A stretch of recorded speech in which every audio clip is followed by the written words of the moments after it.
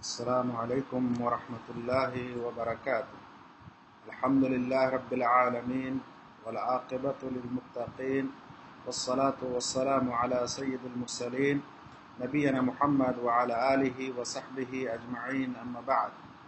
সম্মানিত শ্রোতাবৃন্দ, আমি খুব সংক্ষিপ্ত আকারে বর্তমান শিয়া এবং বিগত শিয়াদের মধ্যে যে আকীদা ছিল সেই আকীদারই কিছু অংশ আপনাদের সামনে তুলে ধরার চেষ্টা করব। আসলে ইসলামী ইতিহাসের খোঁজ করলে দেখা যাবে যে পৃথিবীতে সর্বপ্রথম মুসলিম জামাত থেকে যে দল বহির্ভূত হয়েছিল বা যে দল আবিষ্কার হয়েছিল তার মধ্যে সর্বপ্রথমে ছিল খারেজি, এবং তারই সাথে সাথে যে দলটি আবিষ্কার হয়েছিল সেটি ছিল শিয়া। সেই সময় শিয়া মুসলিম জামাত থেকে বের হওয়ার সময় যেই ঘটনাটি ছিল তাতে খুব বেশি তো তারা আলী রাদিয়াল্লাহু তাআলা আনহুকে খেলাফতে প্রাধান্য দিত, এবং একে কেন্দ্র করে তাদের এই দল ও ফেরকা গঠিত হয়েছিল। কিন্তু বর্তমান যুগে তাদের আকীদা এত বেশি গোলমাল এবং এত দূরে পৌঁছেছে যে ইসলামে থাকার তাদের কোনো সম্ভাবনাই দেখা যায় না। আমরা সংক্ষিপ্ত আকারে কিছু বর্ণনা দিই। এক নম্বর, আর এই বর্ণনাগুলি সব তাদের গ্রন্থ থেকে দেওয়া হয়েছে, যে গ্রন্থগুলির নাম নেওয়া হবে সেগুলো শিয়াদেরই গ্রন্থ। এক নম্বর, তারা মনে করে আন্না আলী আলামুল গায়েব, আলী গায়েব জানতো বা জানতেন। মিরআতুল আনওয়ার পৃষ্ঠা নম্বর 59।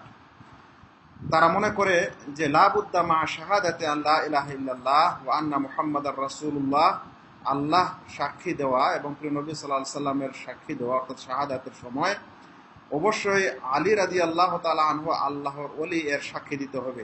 তাই তাদের আজানে মসজিদে এবং মৃতকে তারা তালকিন করার সময় এই কালেমা বা এই কালেমার সাথে এটা সংযুক্ত করে বলে। দেখা যেতে পারে তাদের বই ফুরুল কাফি 3য় খণ্ড 82 পৃষ্ঠা।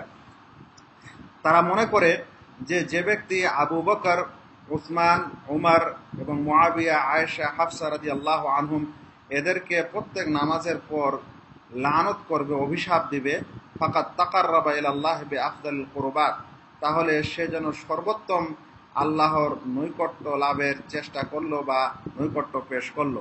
কিতাবুল ফুরুদ 3য় খণ্ড 224 নম্বর পৃষ্ঠা। তারা আরো মনে করে যে তাদের যারা ইমাম অর্থাৎ 12 ইমামে বিশ্বাসী ইসনা আশারি শিয়ারা বা বর্তমান যুগের বৃহৎ দলটি বলছেন লা ইয়াতাকাল্লামুনা ইল্লা বিল ওয়াহী, তাদের ইমামরা ওহী ব্যতীত কথা বলেন না। ওয়া হাযা মিন যরুরিয়াতি দীনিল ইমামিয়া, এবং এটা দ্বীনে ইমামিয়া মানে ইমামি শিয়াদের একটি জরুরি বিষয়, তাদের দ্বীনের অংশ। বিহারুল আনওয়ার 17 খণ্ড 155 পৃষ্ঠা।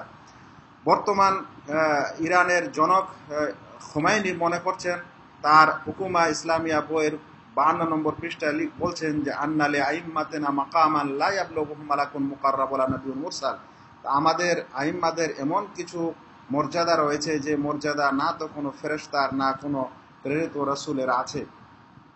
তারা বর্তমানে বিশ্বাস করে যে কবরের সর্বপ্রথম যে জিনিসটি জিজ্ঞাসা করা হবে সেটা হলো আলুল বেত অর্থাৎ প্রিয় নবী সাল্লাল্লাহু আলাইহি সাল্লামের বংশধরের মহব্বত ও ভালোবাসার সম্পর্কে। বিহারুল আনোয়ার 27 খণ্ড 79 পৃষ্ঠা। তারা মনে করে যে সমস্ত মাখলুকের হিসাব কিয়ামতের দিনে আইম্মাদের সুপর্দ করা হবে, আইম্মাদেরকে দায়িত্ব দেওয়া হবে। এই দেখা যেতে পারে তাদের এই বিশ্বাস আল ফুসুল আল মুহিম্মা ফি উসুলিল আইম্মা 1ম খণ্ড 446 নম্বর পৃষ্ঠা। তারা মনে করে যে সকল মানুষ আল্লাহ রাসূল সাল্লাল্লাহু আলাইহি সাল্লামের মৃত্যুর পর মুরতাদ হয়ে গেছিল, ইসলাম থেকে ফিরে গেছিল। কেবলমাত্র সালমান ফার্সি, আবু যার গফারি এবং মিকদাদ বিন আসওয়াদ ও আম্মার ইবনে ইয়াসের এরাই ইসলামী ছিল, এছাড়া আর কেউ ছিল না। আল আনওয়ার আন নুমানিয়া 1ম খণ্ড 81 নম্বর পৃষ্ঠা। তারা মনে করে যে বা বিশ্বাস করে যে আবু বকর, উমর এরা কাফের হয়ে গেছিল, আর যারা তাদেরকে ভালোবাসবে তারাও কাফের। হাক্কুল ইয়াকিন পৃষ্ঠা নম্বর 552 দেখা যেতে পারে।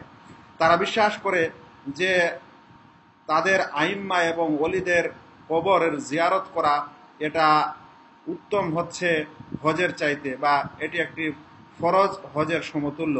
তারা মনে করে ফরিদাতুম মিনাল ফরায়েদ ওয়া ইয়াকফুরু তারিকুহা, এটা একটি ফরজ বিষয়, যদি কেউ প্রত্যাখ্যান করে তাহলে কাফের হয়ে যায়। এটা দেখা যেতে পারে কামিল কিতাব ও কামিল জিয়ারাত পৃষ্ঠা নম্বর 183। এ সকল আকীদার কারণে আমরা কি বর্তমান যুগে শিয়াদেরকে মুসলিম বলতে পারি, বা তাদের বিচারটা কি হতে পারে সহজে অনুমেয়?